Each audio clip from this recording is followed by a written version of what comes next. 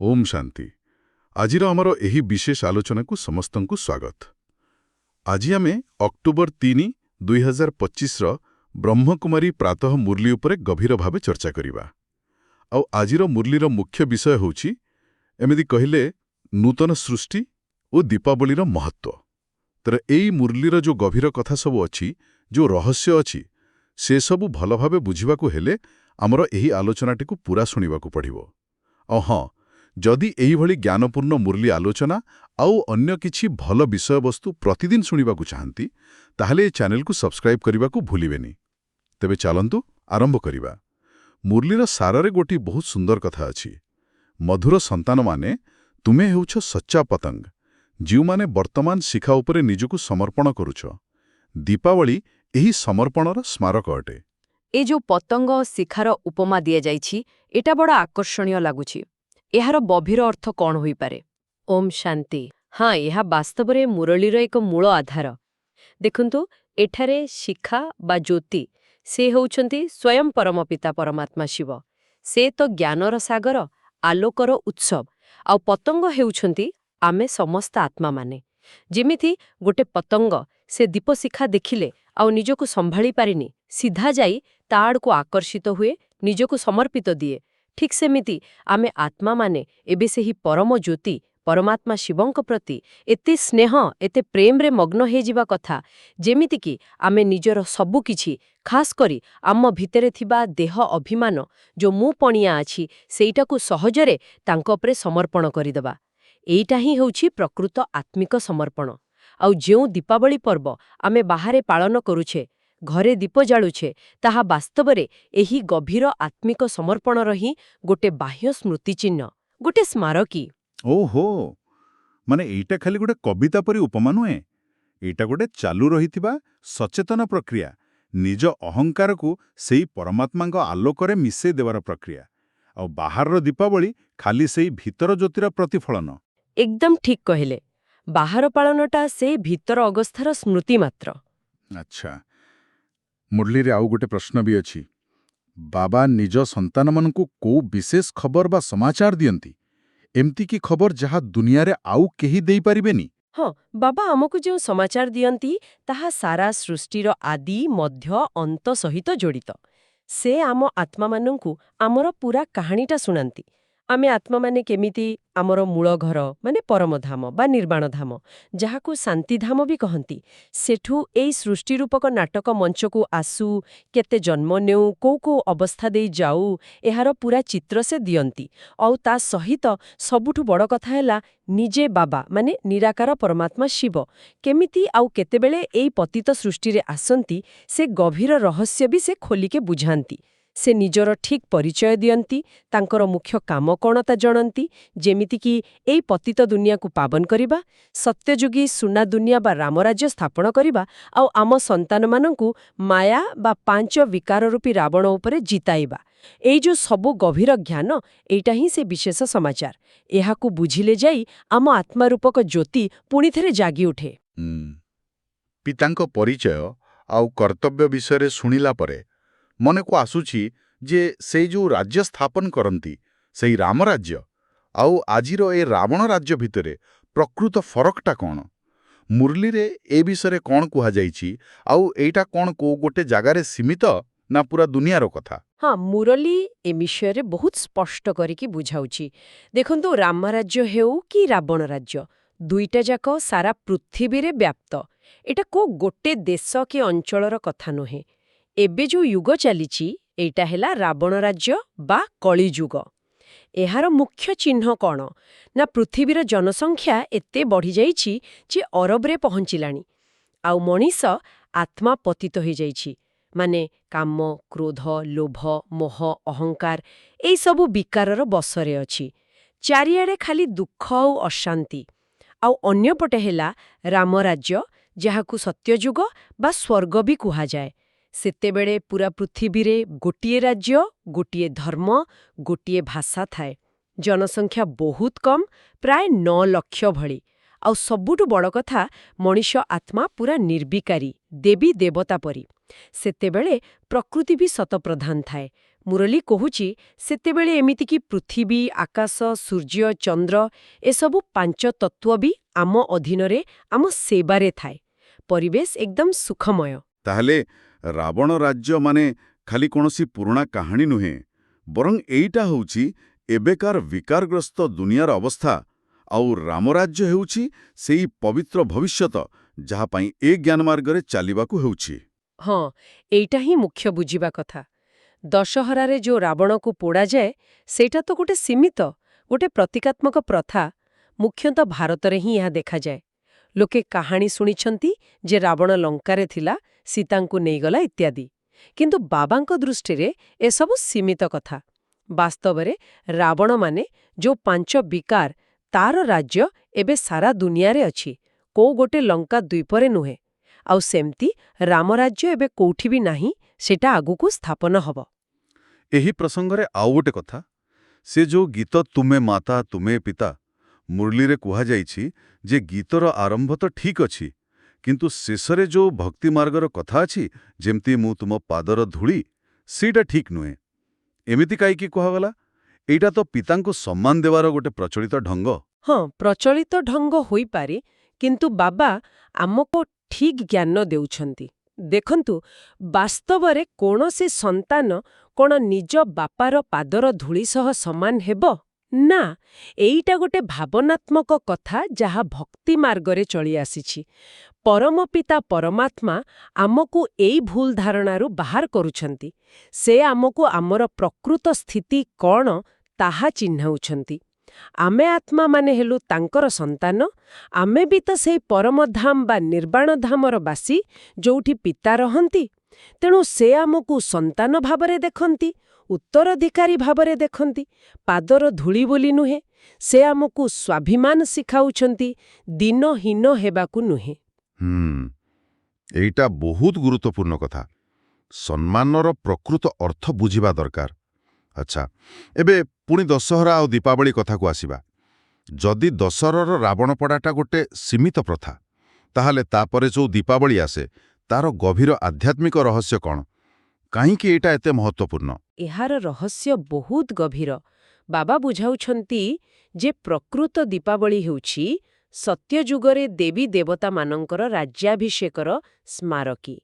ଯେତେବେଳେ ସ୍ୱର୍ଗ ସ୍ଥାପନ ହୁଏ, ସେତେବେଳେ ଲକ୍ଷ୍ମୀ ନାରାୟଣଙ୍କର ରାଜ୍ୟାଭିଷେକ ହୁଏ। ସେଇ ଖୁସିରେ, ସେଇ ବିଜୟର ପ୍ରତୀକ ଭାବରେ ସମସ୍ତଙ୍କ ଘରେ ଦୀପମାଳା ଜଳାଯାଏ।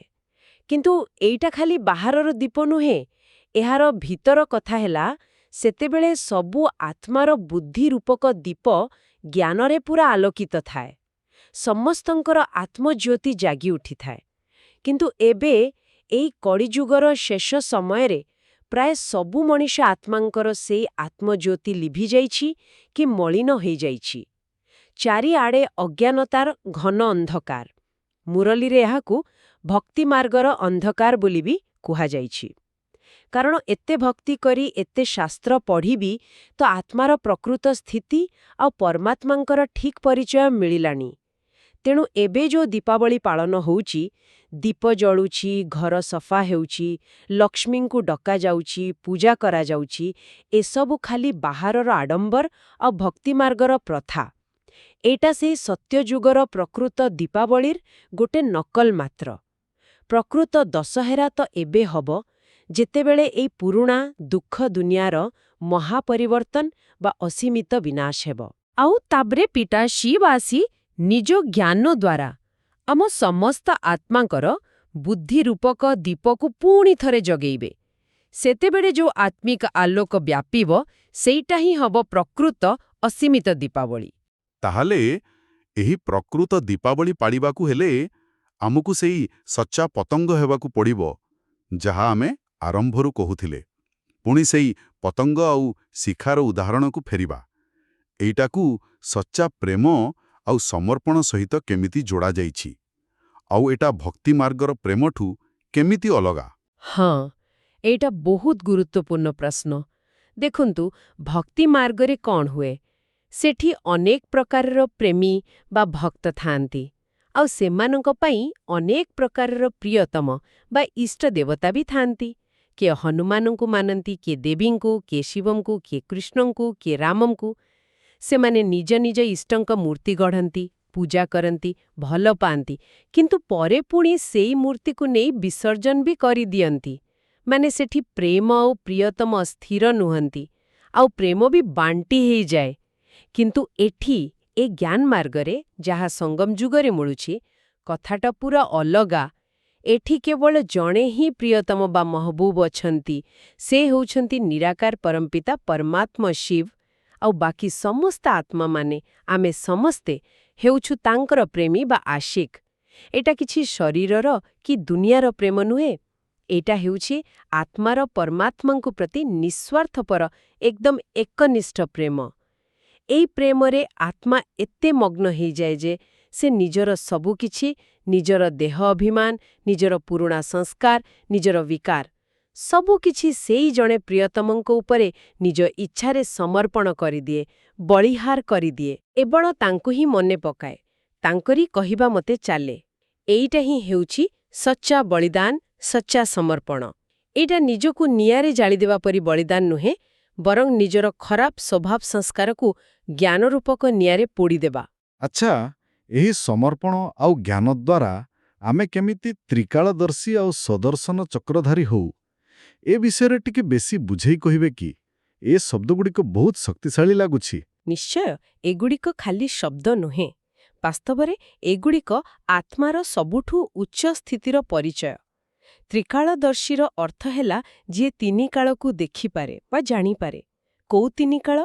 ସୃଷ୍ଟିର ଆଦି, ମାନେ ସତ୍ୟଯୁଗ, ତ୍ରେତାଯୁଗ, ମଧ୍ୟ, ଦ୍ୱାପର ଯୁଗ, କଳିଯୁଗ, ଆଉ ଅନ୍ତ, ସଙ୍ଗମ ଯୁଗ ଏବଂ ପୁଣି ସତ୍ୟଯୁଗର ଆରମ୍ଭ। ଖାଲି ସୃଷ୍ଟିର ଚକ୍ରକୁ ଜାଣିବା ନୁହେଁ, ବରଂ ଏହାର ସୃଷ୍ଟିକର୍ତ୍ତା କିଏ, ମାନେ ପରମପିତା ପରମାତ୍ମା ଶିବଙ୍କୁ ବି ଠିକ୍ ଭାବରେ ଜାଣିବା। ଯେତେବେଳେ ଆମେ ବାବାଙ୍କଠୁ ଏ ପୁରା ଜ୍ଞାନ ପାଉ, ଆମ ବୁଦ୍ଧିରେ ସୃଷ୍ଟିର ଏଇ ତିନି କାଳର ଚିତ୍ର ପୁରା ସଫା ହୋଇଯାଏ। ଆମେ ବର୍ତ୍ତମାନକୁ ବୁଝିପାରୁ ଆଉ ଭବିଷ୍ୟତକୁ ବି ଜାଣିପାରୁ।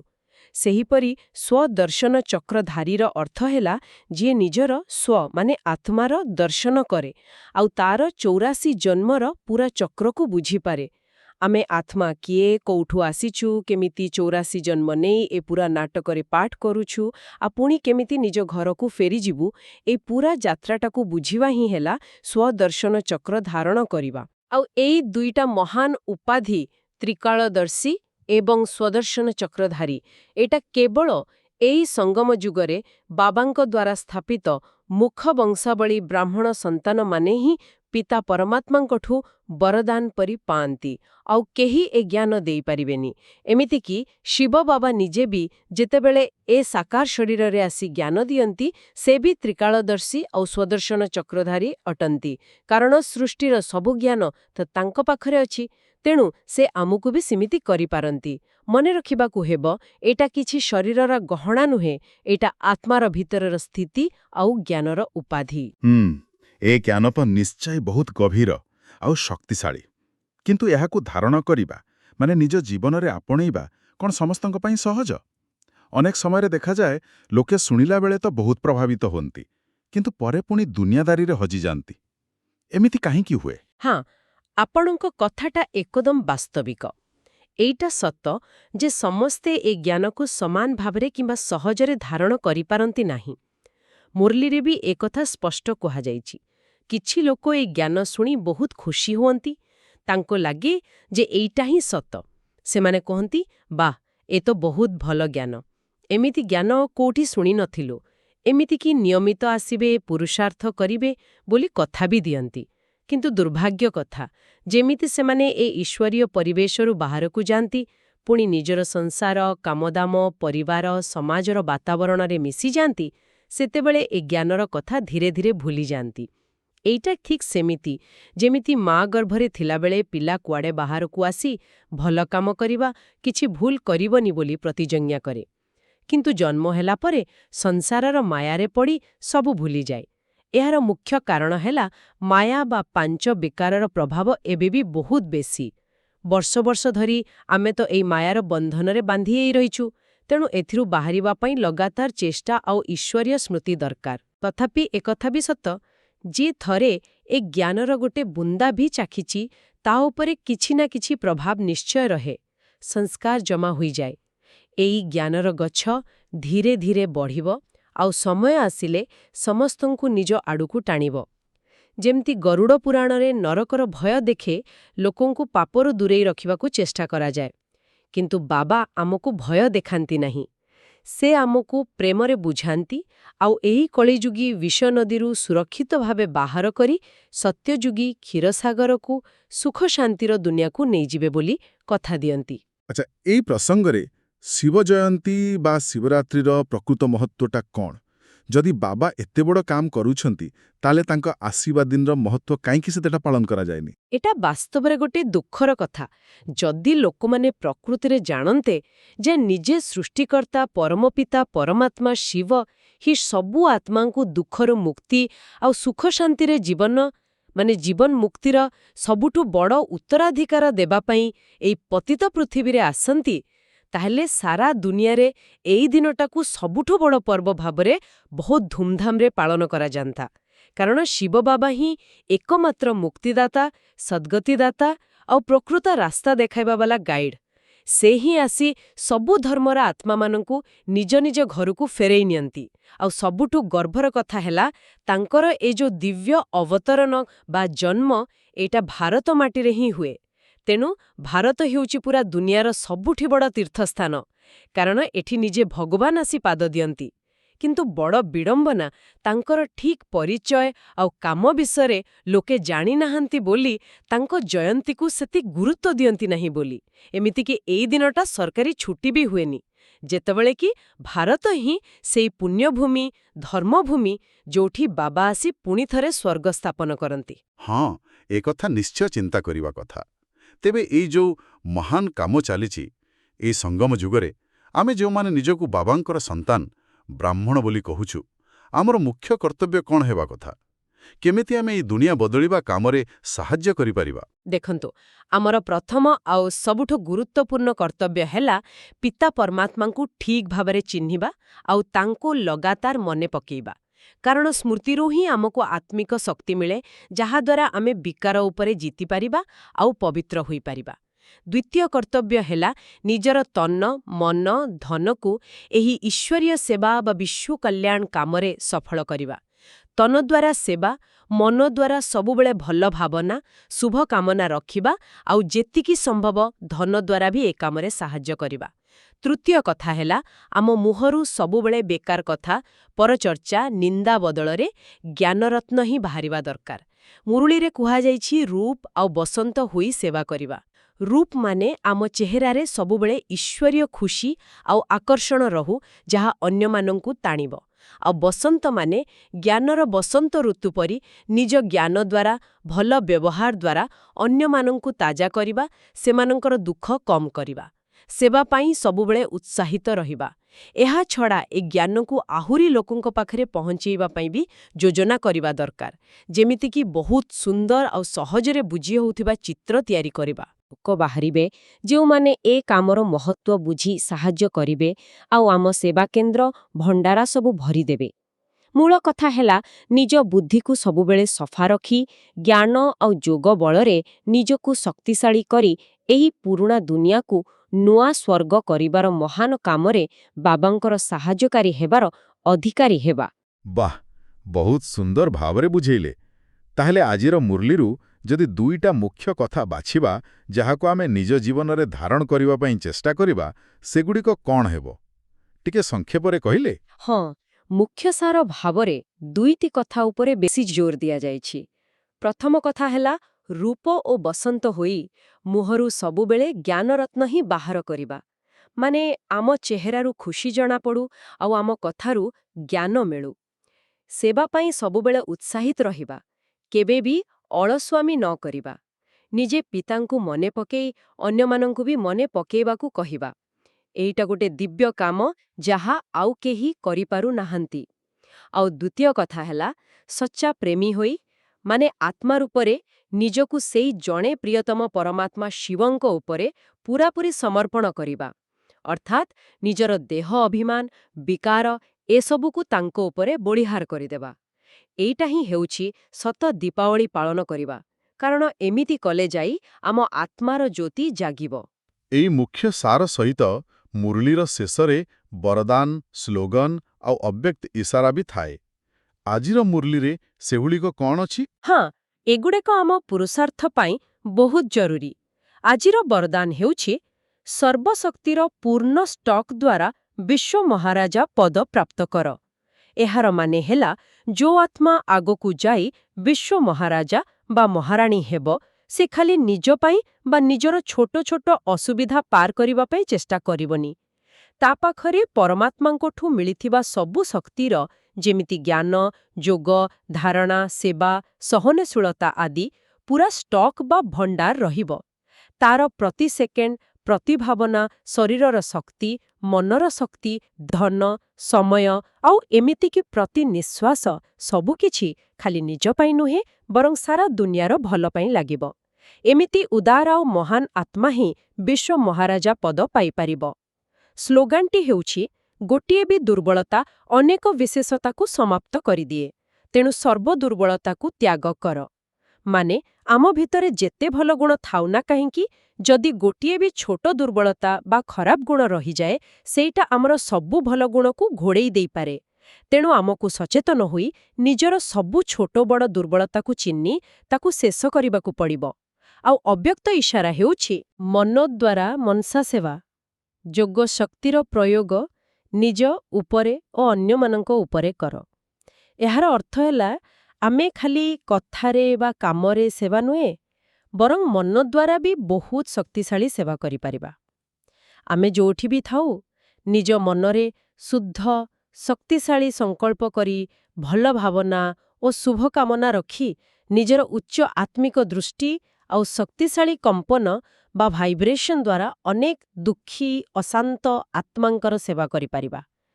ଏଥିପାଇଁ କୌଣସି ବାହାର ସୁବିଧା, ସୁଯୋଗ କି ସମୟକୁ ଅପେକ୍ଷା କରିବା ଦରକାର ନାହିଁ।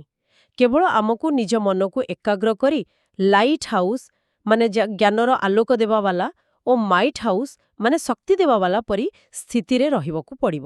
ବାଃ, ବାସ୍ତବରେ ଏକ ପୂରାପୂରି ଆଉ ଗଭୀର ମାର୍ଗଦର୍ଶନ ମିଳିଲା। ଆଜିର ଏହି ଆଲୋଚନାରୁ ଆମେ ସତ ସମର୍ପଣର ଅର୍ଥ, ଦୀପାବଳିର ଭିତର କଥା, ରାମରାଜ୍ୟ ରାବଣ ରାଜ୍ୟର ପ୍ରକୃତ ରୂପ, ପରମ ପିତାଙ୍କର ଆସିବା ଆଉ କର୍ତ୍ତବ୍ୟ, ତ୍ରିକାଳଦର୍ଶୀ ସ୍ୱଦର୍ଶନ ଚକ୍ରଧାରୀ ହେବାର ମାନେ, ଆଉ ଏ ସମୟରେ ଆମର ଈଶ୍ୱରୀୟ ସେବାର ମହତ୍ତ୍ୱ ଆଉ କେମିତି କରିବା, ଏସବୁ ବିଷୟରେ ବହୁତ କିଛି ଶିଖିଲେ। ନିଶ୍ଚୟ। ଆଶା କରୁଛି ଏହି ଆଲୋଚନା ଶ୍ରୋତାମାନଙ୍କୁ ନିଜ ବିଷୟରେ ଚିନ୍ତା କରିବାକୁ ପ୍ରେରଣା ଦେଇଥିବ। ଯଦି ଏହି ଆଲୋଚନାରୁ ଶାନ୍ତି ଓ ପ୍ରେରଣା ମିଳୁଛି, ତାହେଲେ କମେଣ୍ଟ ବକ୍ସରେ ଓମ୍ ଶାନ୍ତି ଲେଖି ନିଜର ଭଲ ଭାବନା ଜଣାଇପାରନ୍ତି। ଆଉ ଗୋଟେ ଅନୁରୋଧ, ଏଇ ଯୋଉ ଜ୍ଞାନର ଆରୋକ, ଏହାକୁ କେବଳ ନିଜ ପାଖରେ ନ ରଖି ନିଜ ପରିବାର ଆଉ ସାଙ୍ଗସାଥୀମାନଙ୍କ ସହ ସେୟାର କଲେ ଅନ୍ୟମାନେ ବି ଏ ଶାନ୍ତି ଆଉ ଖୁସିର ଅନୁଭବ କରିପାରିବେ। ଏଇ ଭଲ କାମ ଦ୍ୱାରା ସମାଜରେ ଗୋଟେ ଭଲ ବାତାବରଣ ତିଆରି ହେବ, ଆଉ ଏହାଦ୍ୱାରା ବାବାଙ୍କର ଆଶୀର୍ବାଦ ବି ନିଶ୍ଚୟ ମିଳିବ। ଏ ମୁରଲୀ ଆମକୁ ଆତ୍ମସମର୍ପଣ କଥା କହିଲା।